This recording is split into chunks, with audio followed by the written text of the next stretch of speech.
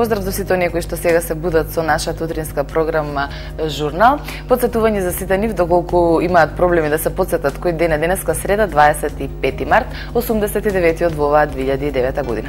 Следните минути ги посветуваме на една горлива тема за сите оние кои што се луѓе со инвалидитет, меѓутоа и со еден човек, јас би рекол херојот на денешното време, олимпиецот во количка, кој што не престанува без оглед на неговата моментална состојба и понатаму да оди и да се чувствува како и сите ние останати.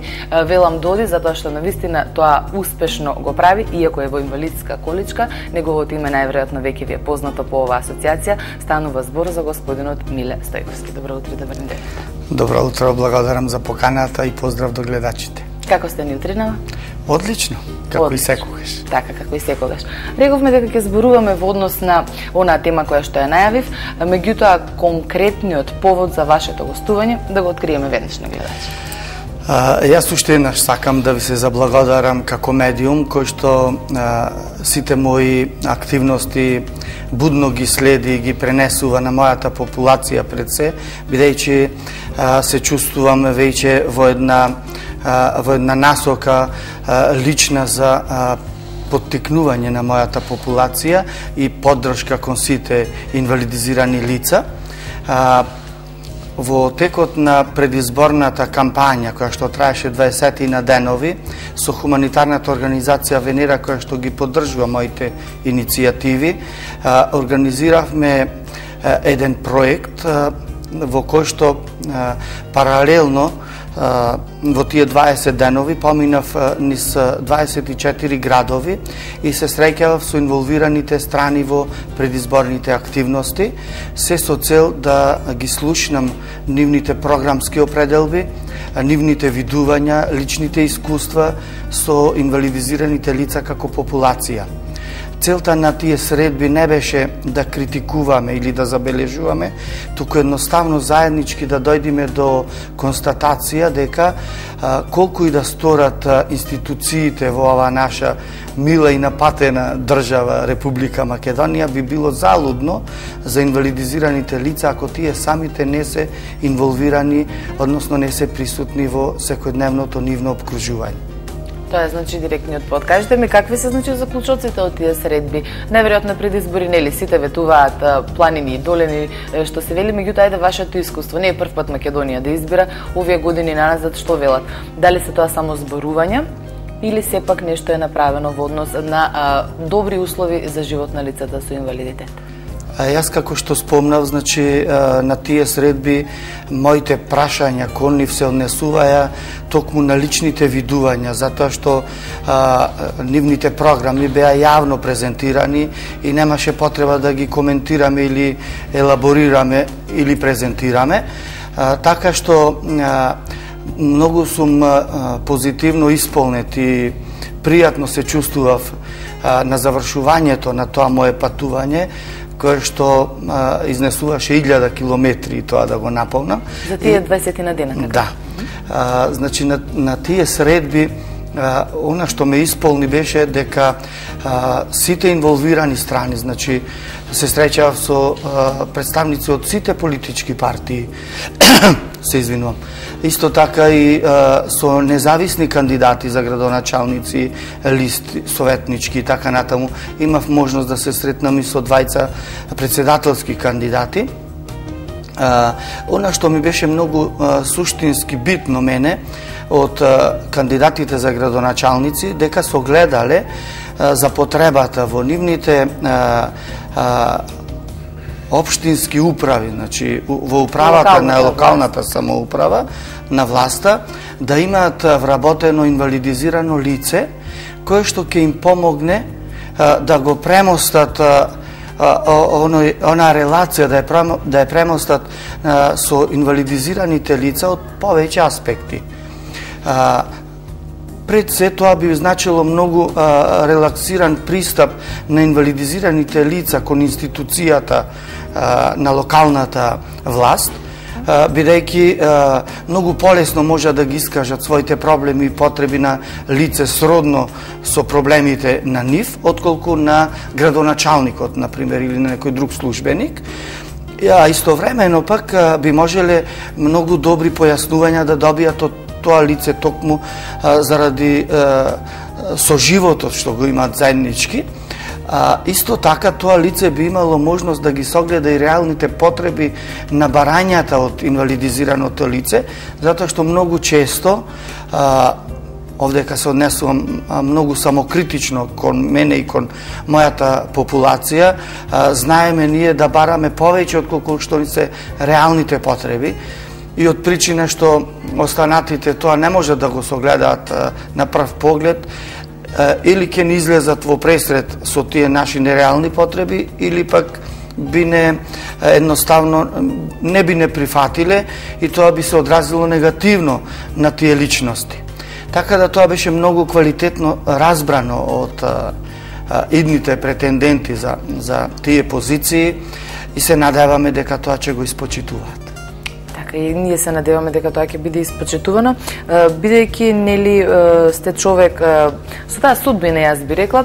Кажете ми какви се вашите сознанија? Ми спомнавте, значи, вработување на луѓе со инвалидитет во рамките на локалната самоуправа, од она што пред малку го излагавте, за да им олесни на сите останати лица нели со инвалидитет во однос на нивните проблеми, да се помогне на било кој начин. Каква е моменталната состојба? Значи, колку сега во централната, во локалната власт имаме лица кои што се вработени, а имаат инвалидитет? Морам да признам дека тоа се многу мал број на лица инволвирани во општественото делување во оваа наша држава.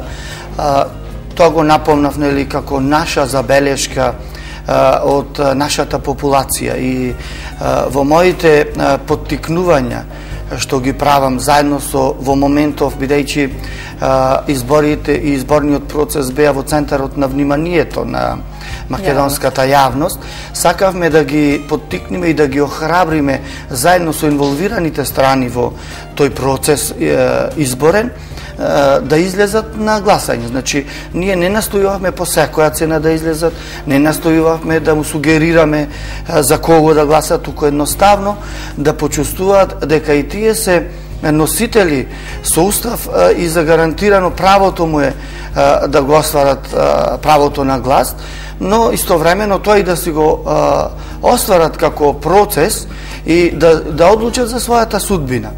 Тоа е од една страна, а од друга страна тоа да биде лично поттикнување од понудената политичка програма или предлог на инволвираните страни, а не после изборите да коментираат дека сакавме да гласаме, имавме некоја друга пречка, дали архитектонска бариера, дали некоја лична предрасуда и лична завеса психолошка пред себе си како причина за нивното неискажување на ставот политички, односно правото на глас. Кажете ми, во однос на таа употреба на правото на глас, колку беа пристапни гласачките места за лицата со инвалидитет овде во Македонија? Овој пат беа многу повеќе пристапни, а исто така ги подсетувавме инвалидизираните лица дека имаат можност да се најават на изборните комисии неколку дена порано и ден пред гласањето да бидат посетени од изборните комисии и дома да си го остварат своето право. Значи, тоа со закон е регулирано, немаме проблем по тој основ. Ние имаме проблем да ги натераме да се инволвираат во секојдневното обкружување и тоа го чувствуваме како нулта точка за се друго што треба да следи како реализирање на нашите проблеми и потреби и решавање на тие проблеми и потреби.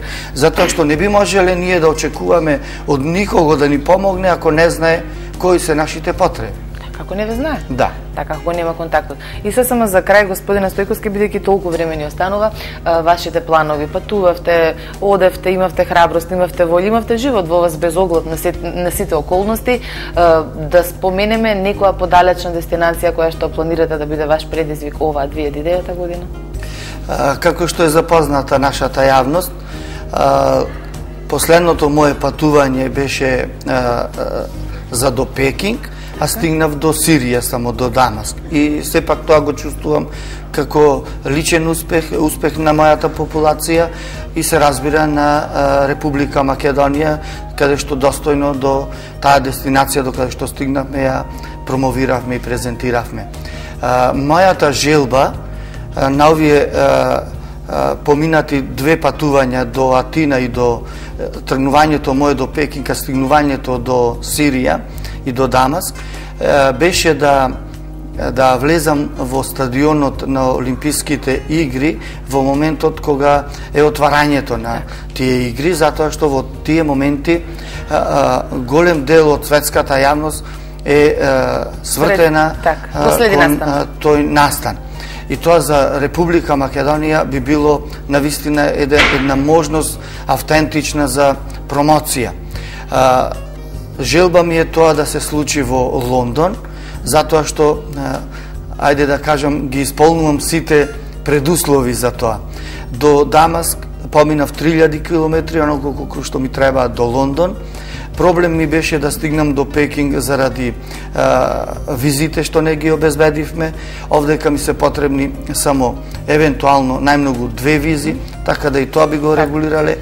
Се уште има во Македонија личности и компании кои што имаат разбирање за моите активности и се надевам дека конечно овој пат во Лондон ќе влезам во стадионот на отварањето на Олимписките игри. Ви посакаме надежта да ви се оствари, тука е сител телевизија медиумски, нели, да ви помогне колку може во таа ваша цел. А има време, нели, 2012, меѓутоа брзо минува времето. Брзо ми помина времето и за овој наш разговор. Ви благодарам за гостувањето. И тука сме реков да го следиме секој ваш чекор. Ви благодарам уште еднаш. А во продолжение, почитувани наши, одиме со теми од спортот. Колегата Аце Цветковски ги следи настаните во спортот и во следните минути предлагам да видите што има подготвено.